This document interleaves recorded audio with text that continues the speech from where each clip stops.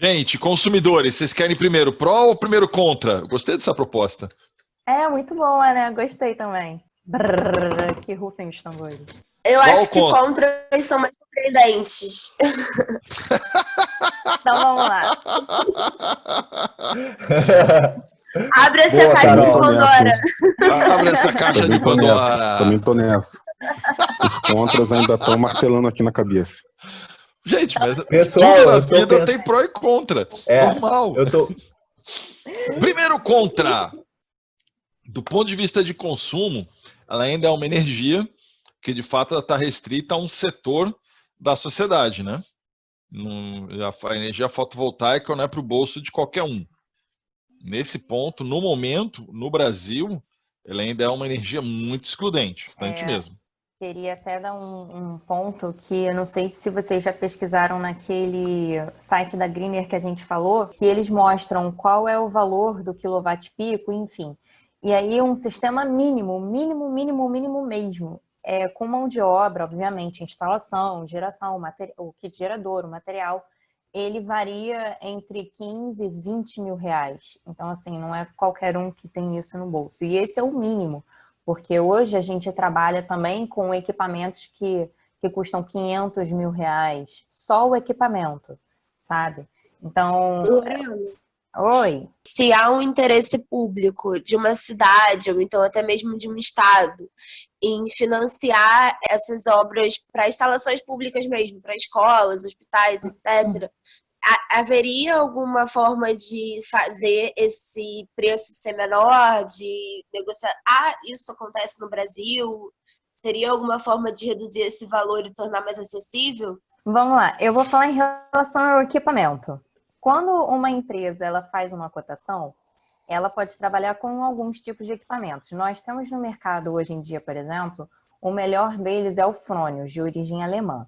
Então, ele é o equipamento mais caro que a gente tem no mercado, tá? O inversor Fronius. E, obviamente, se você usa um módulo de potência de 400 watts, é um módulo mais caro do que se você usar um de potência de 335. Então, quando você fala em relação ao equipamento, tem como baratear? Tem, óbvio que tem.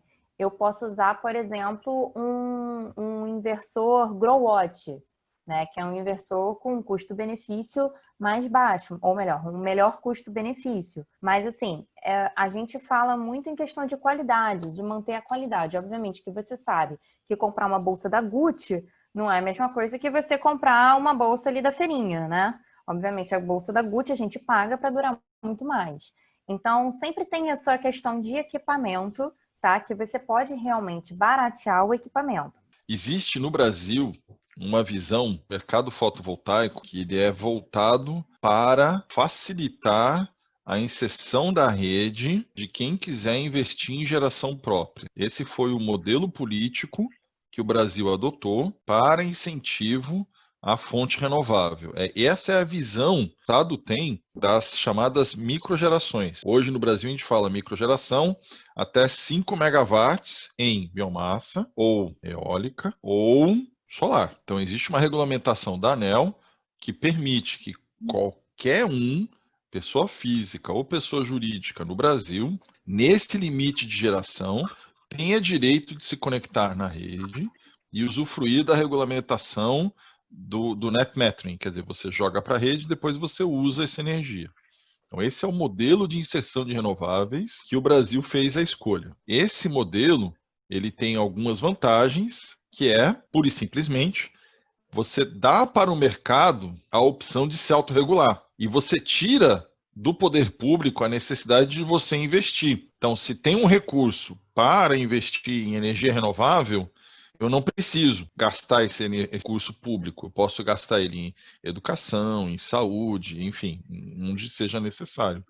E nesse momento, no mercado brasileiro, as empresas e as pessoas físicas estão explorando as oportunidades que têm, onde faz sentido a geração de energia renovável, seja ela biomassa, seja ela hídrica, seja eólica, seja da fonte que for. Então, nesse momento, no mercado brasileiro, como política de inserção de renovável, essa foi a escolha do Estado brasileiro. Eu digo Estado Porque essa visão, ela já vem praticamente de 3 governos, tudo bem? Tudo, compreendi. Vamos para o segundo contra-consumidor. É um fato de que, no mercado brasileiro, a energia fotovoltaica faz sentido para quem já tem eletricidade. Hã? Não, como é Isso que é? faz sentido? Sim, porque no Brasil a fotovoltaica é melhor, quer dizer, faz sentido economicamente e tecnicamente para quem já tem eletricidade. Peraí, então quer dizer que quem não tem eletricidade não tem as melhores condições para ter energia fotovoltaica? Por mais idiosincrasia que isso possa parecer, é um fato. Porque a lei brasileira permite o acesso ao fio, ao poste, né? Você jogar a energia na rede, tem mais vantagem quem já está na rede para investir em fotovoltaica. Não só vantagem, como também facilidade. Isso, é uma coisa meio estranha, gente. É irônico, mas é uma verdade. E mobiliza parte da sua propriedade. É um fato, né? Mas para quem não está conectado na rede, como que dificultaria para eles? É isso que eu queria saber. Essa foi uma excelente pergunta. Foi, com certeza. A gente sempre fala que o sistema on-grid. Falando tecnicamente, é um sistema conectado à rede elétrica. E existe outro tipo de sistema que se chama off-grid, que é o desconectado à rede. Ou seja, quando a gente tem um sistema fotovoltaico conectado à rede, a gente faz essa troca de energia, né, de geração, produção, com um medidor bidirecional, que quem consegue fazer essa regulagem é a concessionária. Então, ela vai perceber quando você está precisando de energia, vai injetar essa energia na sua rede. E aí, quando você tem um sistema off-grid, ou seja, que você não está conectado à rede, não existe essa troca de energia no off-grid. Essa energia que você gera durante o dia, ela é armazenada em baterias. Então, essas baterias, quando a gente diz, por exemplo, imobiliza parte da propriedade, a gente está falando no sistema on-grid por causa dos módulos que ocupam espaço, querendo ou não. Mas, quando você pensa no sistema... No inversor, exatamente. Quando você pensa no sistema off-grid, que você tem um armazenamento por baterias, obviamente vai depender do seu sistema. Então, se você quiser gerar energia para uma lâmpada, aí você usa uma bateria. Agora, se você quiser gerar energia para uma casa, você vai ter que ter 1/4 de baterias. Entendeu? Então, essas baterias acabam ocupando espaço. Só que quando você pensa, poxa, então o off-grid... ele é muito melhor para aquelas regiões que não tem, que são assim isoladas, né? Interior, que não tem acesso à rede. Sim, é válido para quem não tem luz realmente. Agora, quando você pensa em colocar uma geladeira, por exemplo, funcionando, você precisa de muito mais que uma bateria. Então, assim, se você tiver uma questão emergencial e se você tiver um sistema, um financeiro capaz de conseguir adequar as suas necessidades, ok, ótimo. O off-grid para você vai ser bom. Agora, infelizmente, hoje em dia, tanto a regulamentação quanto as questões de investimento, o off-grid ainda é muito alto. Por isso que nem sempre compensa. É uma poluição visual. Quer queira, quer não. Você tá lá, lindo, lindo, Mata Atlântica, telhadinho, lindo, maravilhoso, pum, painel. Isso, de fato, não tem como esconder, porque ele é uma energia que precisa estar à luz do sol.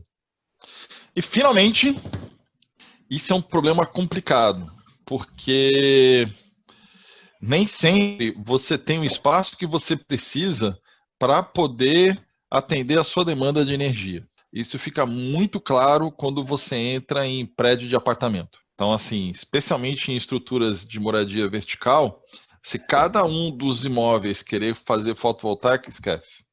Não tem como, tá? Não tem área, não tem espaço. Questão muito chata, você ir na casa de um cliente e falar, por mais que ele queira, por mais que ele tenha o dinheiro e por mais que ele entenda das vantagens do fotovoltaico, simplesmente ele pode não ter espaço. E aí ou você constrói uma solução, colocando a planta em uma região fora da propriedade do cliente, estabelecendo aí unidades de medição conjugadas, onde você gera num local e o consome em outro, ou você de fato não tem como produzir eletricidade para esse cliente, mesmo que ele queira. É um limite físico, certo? Tranquilo, gente?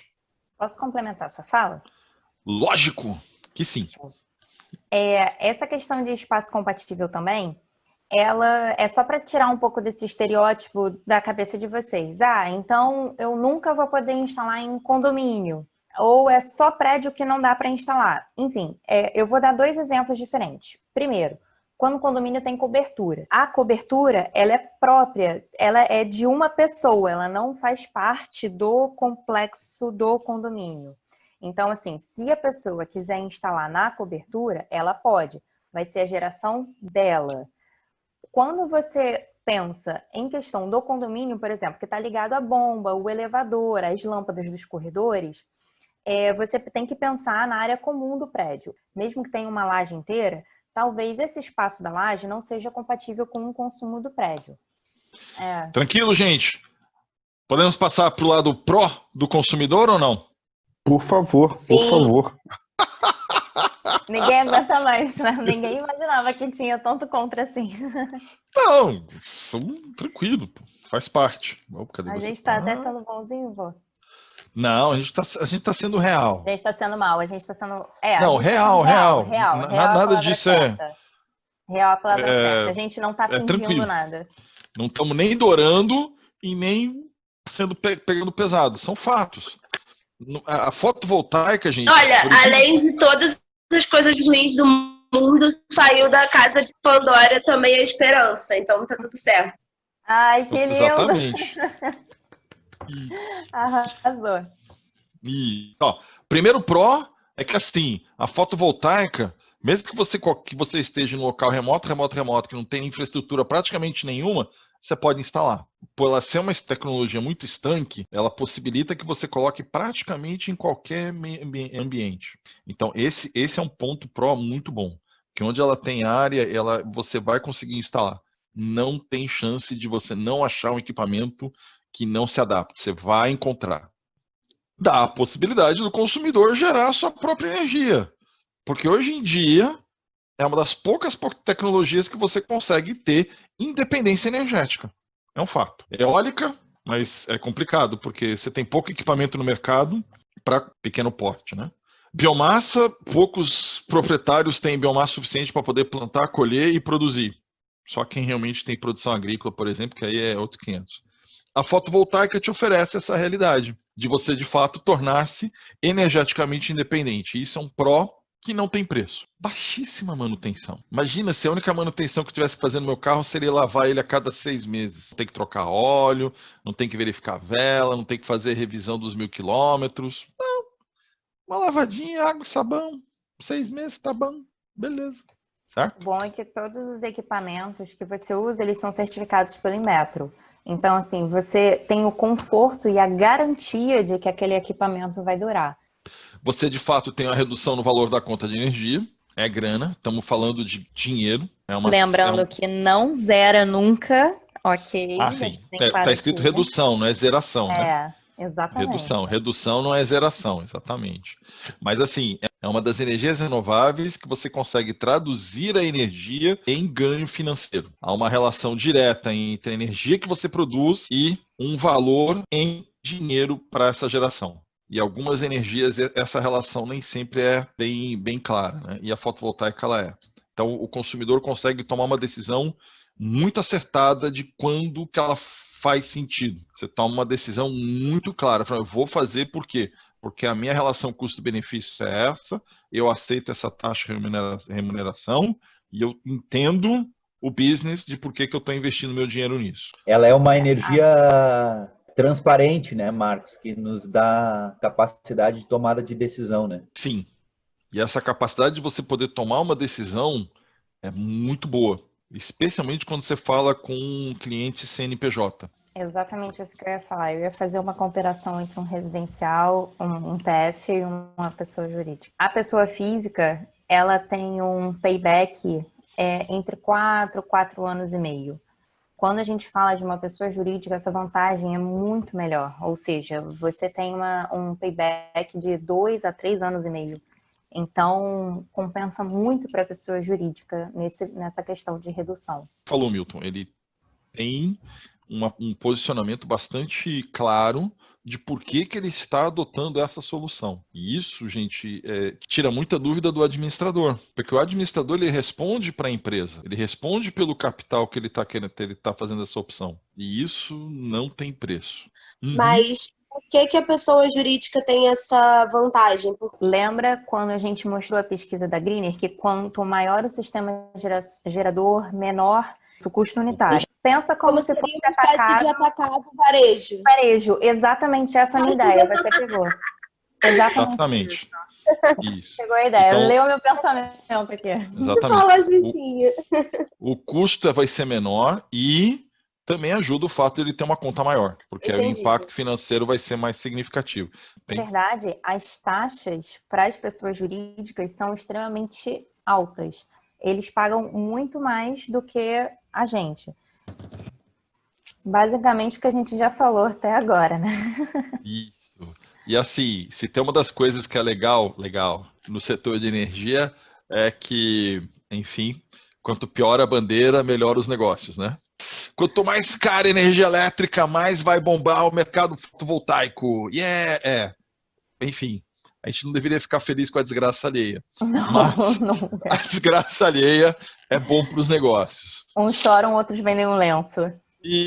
Exatamente, adorei essa é bem tranquilo. Porque, quer queira, quer não, quanto mais cara fica a energia elétrica, mais sentido econômico faz a sua geração.